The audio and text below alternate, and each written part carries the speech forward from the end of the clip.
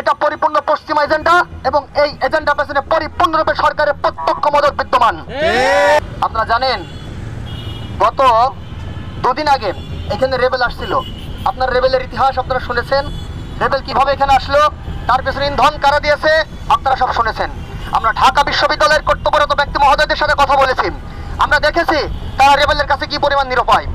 আমরা দেখলাম সরকারের প্রত্যক্ষ ইন্ধনের মাধ্যমে কি করে রেবেল ঢাকা বিশ্ববিদ্যালয়ের মতো একটা পবিত্র স্থানে এসে তার কার্য সম্পন্ন করে চলে গেল। পরবর্তীতে আমি দেখলাম রেবেলদের পক্ষে যারা অবস্থান গ্রহণ করেছিল এই ঢাকা বিশ্ববিদ্যালয়ের শিক্ষার্থী এবং প্রাইভেট বিশ্ববিদ্যালয়ের কয়েকজন শিক্ষার্থী, তাদের ফেসবুক পোস্টে তারা দিল আমরা সাকসেস হলাম, আমরা সাকসেসফুল কাজটা সম্পন্ন করতে পারলাম।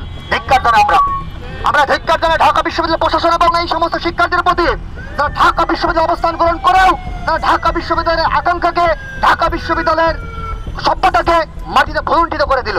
আমরা বলতে চাই এটা পরিপূর্ণ পশ্চিমা এজেন্ডা এবং এই এজেন্ডা পেছনে পরিপূর্ণরূপে সরকারের প্রত্যক্ষ মদত বিদ্যমান।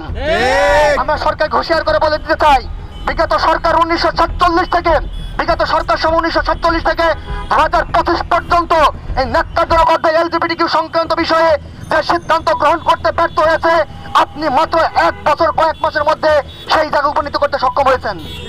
আমরা বলতে চাই সরকার বাহাদুর আপনি সাবধান হয়ে যান। এলজিবিটিকিউ এদেশের জনতা গ্রহণ করবে না।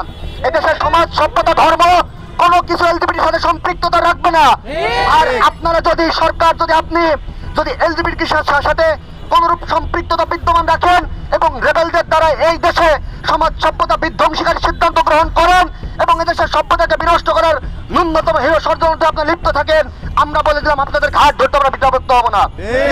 যে ঘাট ধরে শেখ হাসিনাকে সীমান্তের উপরে প্রেরণ করেছি সেই একইভাবে সেই ঘাট ধরে আপনাদেরকে আটলান্টিক মহাসাগরের উপরে প্রেরণ করবো। এলজিবিটিকিউ এর সাথে পশ্চিমা থেকে পশ্চিমা সাম্রাজ্যবাদী কলোনিজম, আমরা পশ্চিমার সাম্রাজ্যের কলোনিজমকে পশ্চিমে ফেরত পাঠাবো, সাথে উপহার হিসাবে আপনাদেরকে প্যাকেট করে আটলান্টিক মহাসাগরের উপরে বিদ্যমান করবো।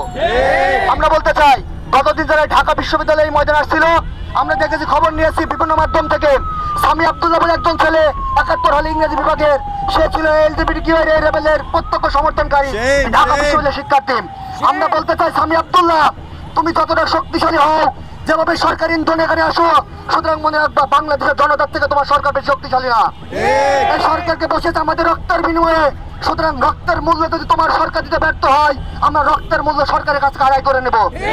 আবার বলতে চাই ঢাকা মেডিকেল কলেজে ডাক্তার সমিত সরকার যিনি অ্যানেস্থেসিয়া ডিপার্টমেন্টের, আমরা তাকে বলতে চাই আপনি মেডিকেল কলেজে ডাক্তার, ওই মেডিকেল ঢাকা মেডিকেলে থাকেন, ঢাকা বিশ্ববিদ্যালয়ে আসলে এরপরে ঠ্যাং আর হাত পানিয়ে যেতে পারবে না বললাম। ঢাকা মেডিকেল আসেন, অজ্ঞান পার্টির কাজ করেন, তো রোগীদেরকে অজ্ঞান করেন অ্যানেস্থেসিয়া দিয়ে।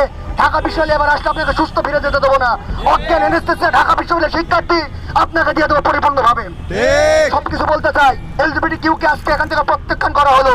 পরবর্তী যদি ঢাকা বিশ্ববিদ্যালয়ে কোনো এলজিবিটিকিউ আসছে সে যদি অনুসরণে আকাঙ্ক্ষা পোষণ করে, কোনো পানি খেতে দেবো না, খাবার গ্রহণ করতে দেবো না, পরিপূর্ণ অনশন করিয়ে এখান থেকে পার করবো বলে দিলাম। অনশনের 7 জায়গা আছে, অনশন শিখিয়ে দেবো। শেখ হাসিনাকে রাষ্ট্র পরিচালনা শিখিয়ে দিয়েছি, তোমাকে অনশন শিখিয়ে দেবো।